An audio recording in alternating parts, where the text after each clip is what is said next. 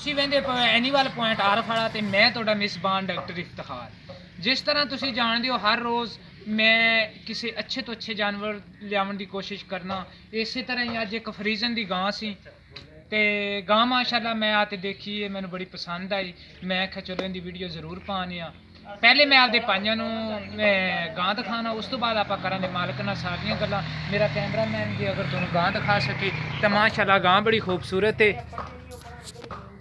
ਸਿਰ ਤੋਂ ਕੋਨੀ ਫਰੀਜ਼ਨ ਦੀ ਵੱਛੀ ਏ, ਦੂਸਰਾ ਸੂਆ ਸੂਈ ਏ।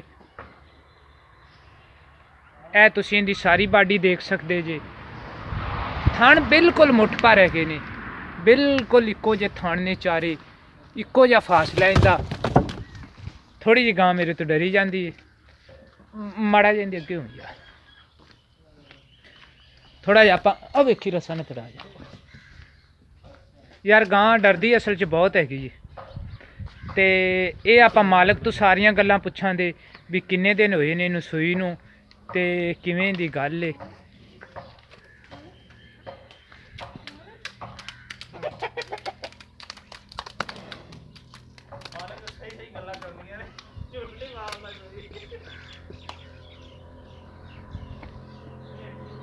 ਇਹ ਜਨਾਬ ਇਹਦੇ ਪਿੱਛੇ ਵੱਛੀ ਹੈਗੀ ਜੀ। ਵੱਛੀ ਵੀ ਮਾਸ਼ਾਅੱਲਾ ਬੜੀ ਪਿਆਰੀ ਹੈਗੀ ਜੀ। ਵੱਛੀ ਦੇ ਅਜੇ ਕੋਈ ਸਿੰਘਾਂ ਤੇ ਦਵਾਈ ਨਹੀਂ ਲਾਈ, ਲੇਕਿਨ ਇਸ ਵੱਛੀ ਨੇ ਅਜੇ ਤਾਈਂ ਸਿੰਘ ਕੱਢੇ ਹੀ ਨਹੀਂ ਹੈਗੇ।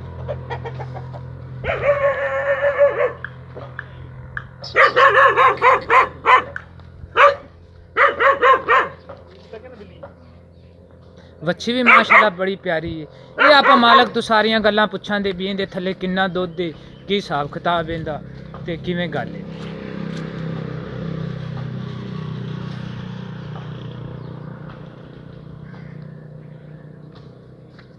ਸਰ ਸਾਰੀ ਬਾਡੀ ਤੁਹਾਨੂੰ ਨਜ਼ਰ ਆ ਰਹੀ ਹੈ। ਲੈ ਹੁਣ ਜ਼ਰਾ ਆਪਾਂ ਕਰਨੀ ਆ ਮਾਲਕ ਨਾਲ ਗੱਲਾਂ ਸਾਰੀਆਂ। ਕਿੰਨਵਾਂ ਸੂਆ ਹੈ, ਕਿੰਨੇ ਦਿਨ ਹੋਏ ਨੇ ਸੂਈ ਨੂੰ, ਕਿੰਨਾ ਦੁੱਧ ਹੈ, ਕਿੰਨੇ ਪੈਸੇ ਲੈਂਦੇ ਨੇ, ਇਹ ਆਪਾਂ ਕਰਾਂਗੇ ਮਾਲਕ ਨੂੰ ਨਾਲ ਗੱਲਾਂ। ਨਦੀਮ ਭਾਈ ਇੱਥੇ ਆਓ ਮੇਰੇ ਕੋਲ। अस्सलाम वालेकुम जी। वालेकुम सलाम। ना तो ਤੁਹਾਡਾ मैं पहले ही ਪੁੱਛ ਦੱਸ ਦਿੱਤਾ ਨਦੀਮ ਹੈ ਤੁਹਾਡਾ।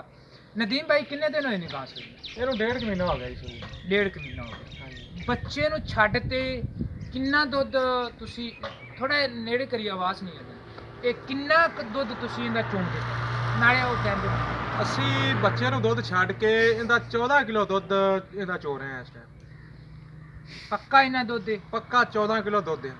ਠੀਕ ਹੋ ਗਿਆ। ਹਾਂਜੀ। ਤੇ ਕਿੰਨੇ ਦਿਨ ਤੁਸੀਂ ਦੱਸੇ ਮੈਨੂੰ ਸੂਈ ਨੂੰ? ਇਹਨੂੰ 1.5 ਮਹੀਨਾ ਹੋ ਗਿਆ।